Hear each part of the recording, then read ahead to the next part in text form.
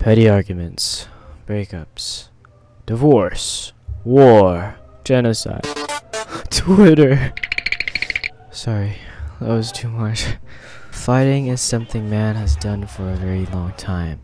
We fight over land, money, profit, but something you might deal with a lot are those relationship conflicts.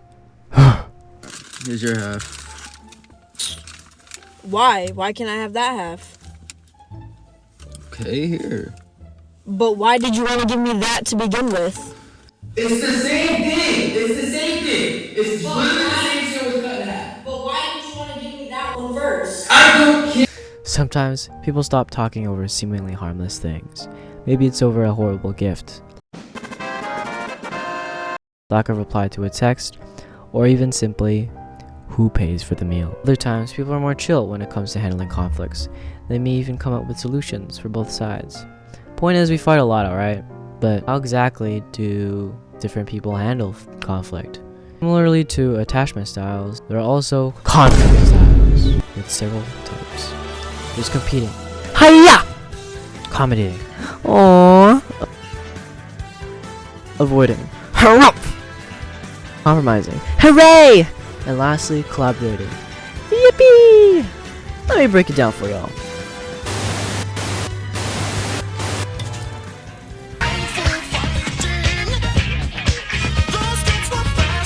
What is this crap on the table? I told you to wash everything before I got home, Jeffrey.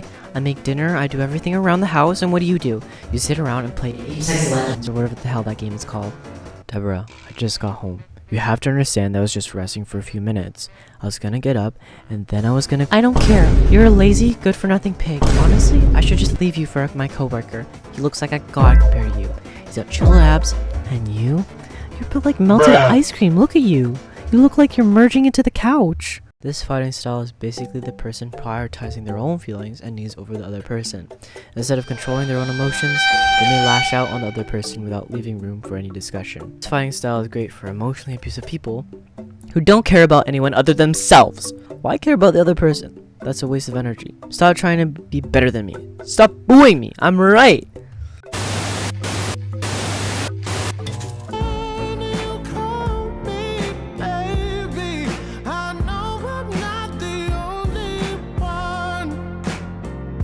Cleo, we need to talk about the issues we've been having. Now we go, girl. I'm on my way to Sephora. Have you seen my gift card? I need to get my mind off things and relax. I'm not trying to argue. Cleo, we keep avoiding issues and dismissing them. Why can't we just talk? Sorry, can't talk. I'm trying to get a glow up. I don't want another mental breakdown. These people despise just the idea of conflict. Their solution? Just walk away when one starts. No biggie. Simple as that. They avoid it entirely, hence the name. It feels safer to leave conflict than listen to what the other person has to say or assert oneself. What's that? Someone wrote a letter about their feelings? Get that shit out of here! Talk to the hand, bitch. I'm walking away now. Looking for you see, you should mind with me. You should mind with me. Hey, hon, can we talk for a sec? Sure, what's up? So, I know you wanted to spend Sunday night playing Smash Bros, and I wanted to do board games. So, why don't we do both? How are we gonna do that? We only have a set amount of time for the guests, and I only have like 3 controllers. We can divide time for both. Plus, I'll bring us snacks. Ooh, does somebody say food? This style essentially wants both sides to be happy when 2 people want different things. In some cases though, it may lead to some dissatisfaction, but overall, it serves as a nice solution to please both people in a cooperative way. It's the best of both worlds. Maybe because of the compromise, babe will let you smash something else later. But I'm insecure, don't know what for, so I texted my ex for closure. No worries, I totally get where you're coming from. I mean, he was a pretty toxic person. Totally fine with it. Doesn't bother me at all. I'm so glad you understand. Anyways, wanna see what he said? Wait, he made a new playlist of another girl. Wanna take a listen to it? Yeah, sure, I would love to listen to the playlist your ex made. In this style, these people try their best to satisfy the other person's needs before their own. While it may seem nice at first, it may affect the person and lead them to develop some resentment in the future. In addition, it could lead to people taking advantage of them. Rather than asserting themselves or recognizing their own needs, they instead want to please the other person. In this scenario, the dude clearly doesn't want to hear anything about the ex, but still goes along with it because he's a pussy.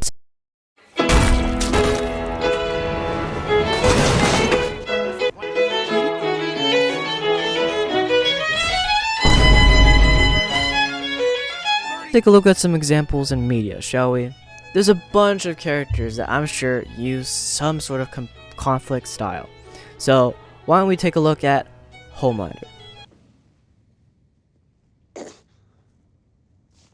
Don't know what you're talking about. Well, let me remind you. You slipped Compound V to terrorists all over the globe to get you and your cronies into national defense. But maybe at the cost of destroying the whole company. I don't think I appreciate the tone, sir. Not much at all. I appreciate that the FDA now knows about Compound V, or that it's only a matter of time before the public finds out. As you can see here, Homelander is clearly demonstrating features of a cocky douchebag. Throughout this entire conversation, he's trying to dominate and assert himself upon Stan Edgar, but to no avail. His quote-unquote strategy for approaching this was already flawed from the start, as it wasn't for the sake of listening, but for the sake of yapping. This conflict style is mainly focused on dominance, where they often use intimidation and confrontation as a tool to get the other person to listen to them. Their goal is to gain the upper hand and pressure the other person to change. Now, if you live in a typical Asian household like me, you probably experience this firsthand. In general, these sort of dynamics create an imbalance since it lacks clear communication and collaboration. Many arguments may instead be focused on the mindset of, I'm right and you're wrong, I'm going to keep yelling and block out anything you say. When going for a dominant approach, you aren't leaving any room for a proper, productive discussion. In the clip we saw earlier with Homelander, he clearly isn't trying to accommodate or compromise as he actively tries to intimidate Stan with his powers. However, because of the sexy unit Stan is, he is unsuccessful. For those more familiar with Omni-Man, he acts the same way here, except he's a tiny bit more physical with his approach. Competing style is likely closely tied to anxious attachment. According to Banu Yildiz in a journal regarding attachment and conflict resolution, people who are anxious, ambivalent attached exhibit quote, high levels of distress and hypersensitive proximity-seeking behaviors as emotion regulation strategies, displaying how they will act upon impulse to control the other person, even if they're wrong as hell. Competing, accommodating, avoiding, compromising. We're going home after 3 long years. It's unbelievable. It is unbelievable. I have never known my brother to regret anything. Did you listen to Azula? Fathers realize how important family is to him. He cares about me. I care about you. And if Ozai wants you back, well, I think it may not be for the reasons you imagine. You don't know how my father feels about me. You don't know anything. Zuko, I only meant that in our family, things are not always what they seem. I think you are exactly what you seem.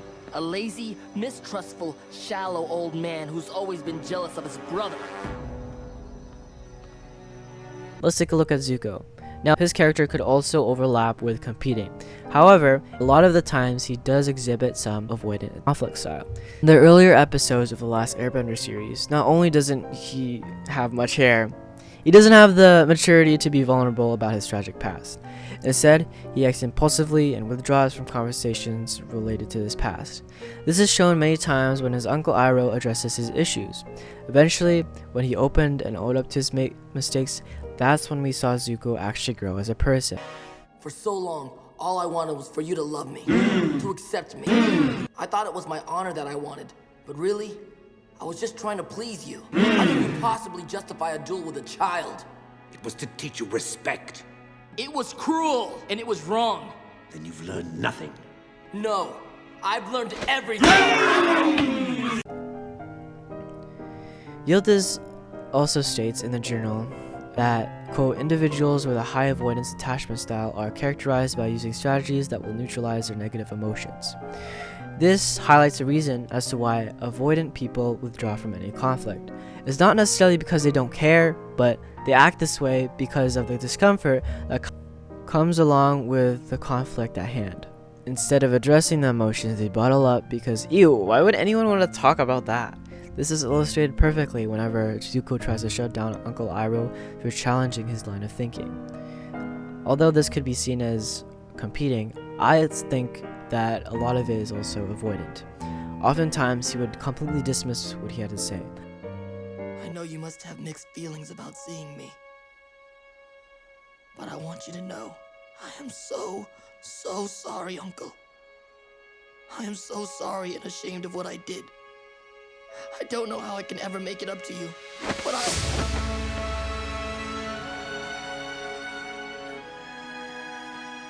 How can you forgive me so easily? I thought you would be furious with me. I was never angry with you. I was sad because I was afraid you lost your way. We need to be put in check. Whatever form that takes, I'm game. If we can't accept limitations, we're boundaryless, we're no better than the bad guys.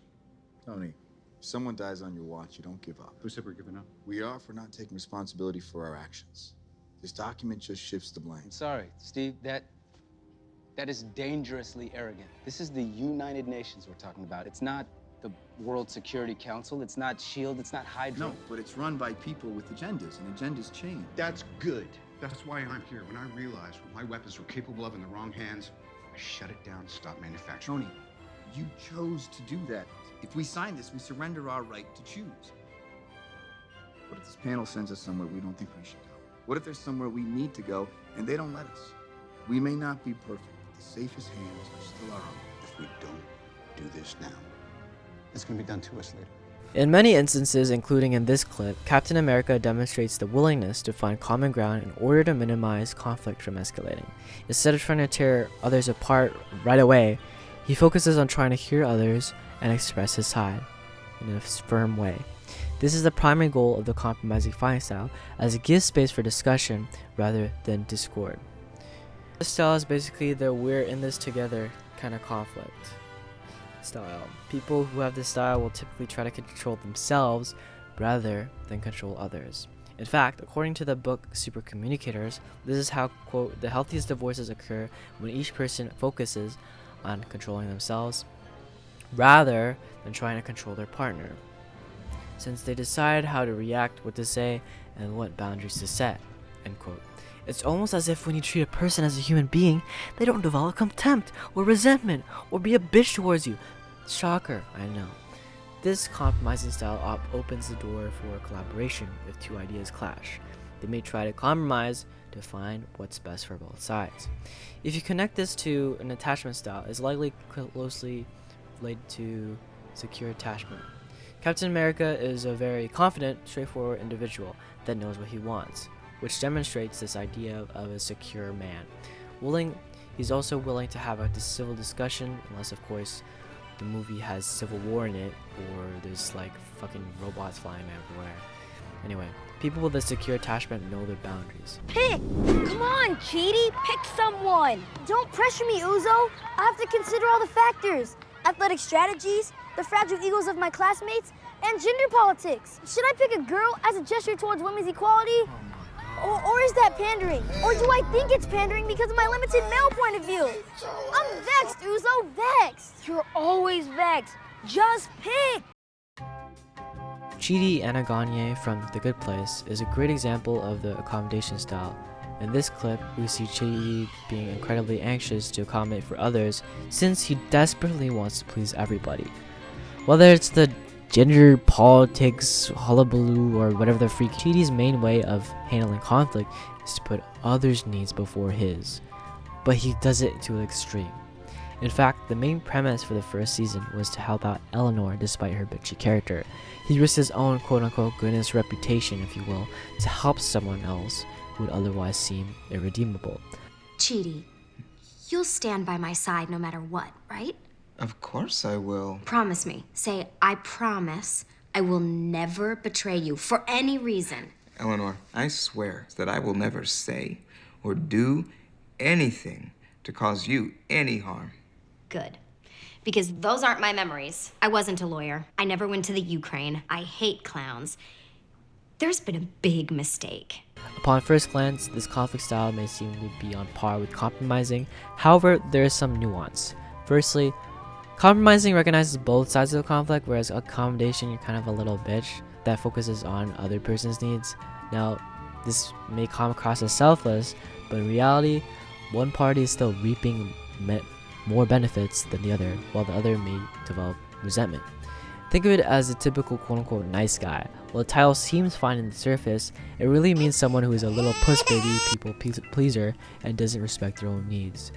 These type of people can easily get stepped on and taken advantage of by other people if not careful. Which is why I also want to bring up Pam Beasley from The Office. Throughout the first seasons, Pam is seen in a relationship with Roy. Because of her low self-confidence, she stays with him for a while because she thinks that's the right thing to do. She often sees herself as a problem while minimizing the other's faults. This relates to the accommodation conflict style since she prioritizes Roy's needs over her own. This style is probably close to ambivalent or disorganized attachment, as these two demonstrate a lot of insecurity. A person who is secure with what they want in a relationship will not over-prioritize others' needs before their own in an unhealthy manner. With Chidi, he takes a decade to make a decision because he's worried about others' perceptions, while Pam is likely worried she isn't enough for Roy.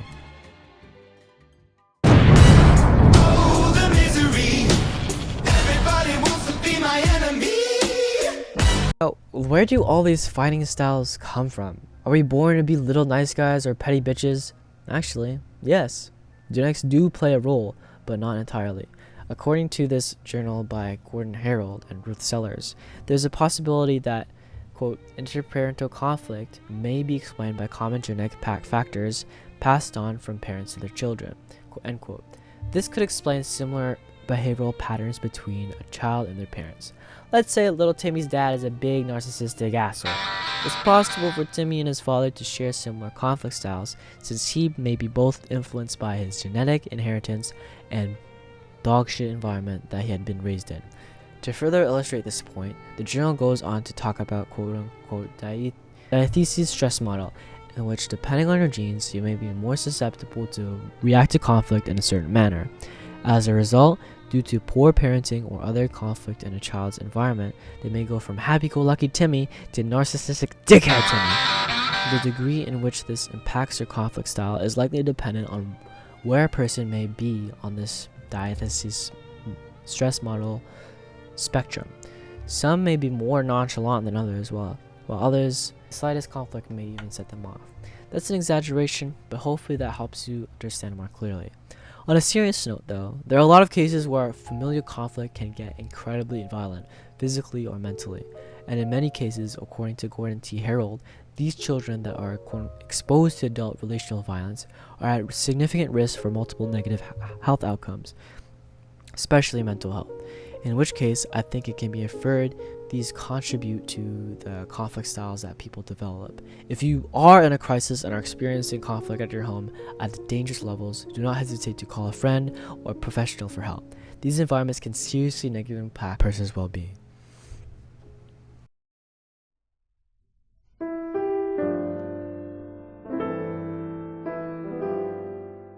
Okay, so conflicts, there's without doubt that conflicts are incredibly uncomfortable and are a pain to deal with, especially if you grew up in an erratic household with not so great parents. If you see yourself putting your values aside to please someone, or are actively known for being a dick when fighting with someone, chances are you gotta do some reflecting on how you should handle conflicts better. Here's some things to note when dealing with conflict. What am I feeling right now? 2. What is it that I want to achieve from this discussion? And 3. What compromise can we come up with? Firstly, what emotions am I feeling right now? Label your emotions. Seriously, as much as it sounds like, oh, I'm a spiritual guru, labeling your emotions will enhance your soul or some shit. It helps a lot. Asking yourself brief questions, it doesn't have to be all that deep. Some questions could be, where are these emotions coming from and are they irrational? No matter what conflict you're dealing with, there will always be underlying emotions that may hinder or distract you from a civil discussion. If your emotions overwhelm you, something that has helped me is stepping away before I start crashing out.